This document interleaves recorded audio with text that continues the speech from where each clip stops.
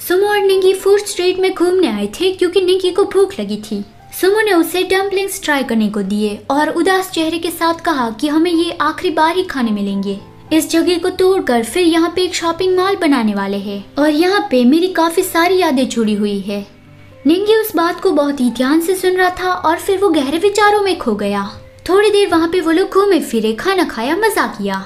तभी सुमो की नजर गई कि देखो वहाँ पे गोल्ड फिश को पकड़ने वाला कंपटीशन चल रहा है। सुमो वो देखने चला गया तो निंगी ने कहा कि वो एकदम बच्चे जैसा है। तभी सुमो ने कहा कि जीजू इस काम में बहुत ही अच्छा था। तो उस लाइन से निंगी को बहुत ही गुस्सा आया और वो जानने लगा कि चलो चलते हैं। लेकिन सुमो ने उससे बुलाया और पपी फेस बना के कहा कि निंगी वहाँ पे देखो, वो टेडी बेयर कितना क्यूट लग रहा है ना। निंगी ने पूछा कि क्या तुम्हें वो चाहिए। सुमो ने कहा कि हाँ। तो फिर निंगी उस टेडी बेयर को खरीदने गया, लेकिन उस लड़की ने मना किया कि आई एम सॉरी सर, ये सेल के लिए नहीं है। गोल्ड फिश को पकड़ने वाली कंपटीशन में इसे प्राइज के तौर पे दिया जाएगा।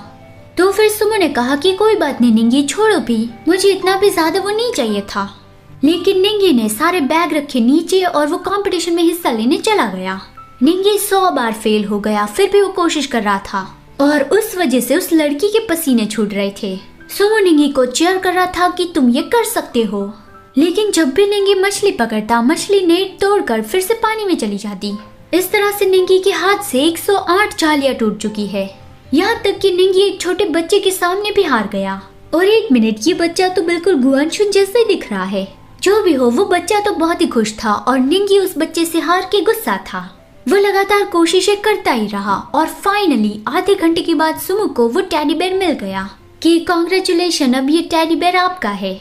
और वो लड़की आगे मन में बोलती है कि अब मेरे पास ज्यादा जाली नहीं बची, इसलिए। सुमो टेडी बेयर पाकर बहुत ही खुश था। तभी निंगी ने कहा कि अब आगे से तुम्हें कुछ भी चाहिए हो तब तुम्हें मुझे बता देना है।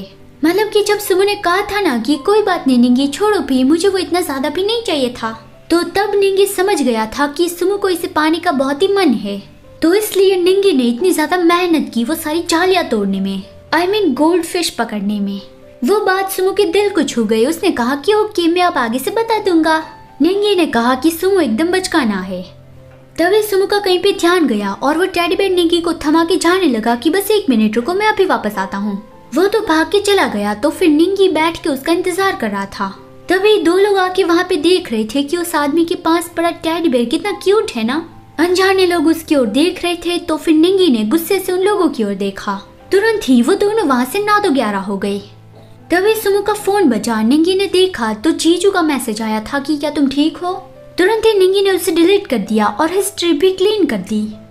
यहाँ पे दूसरी ओर गुआनशुन मुचिन के घर में ऐसे रहने लगा था जैसे वो उसका ही घर हो। तो उस वजह से मुचिन को बहुत ज्यादा गुस्सा आ रहा था।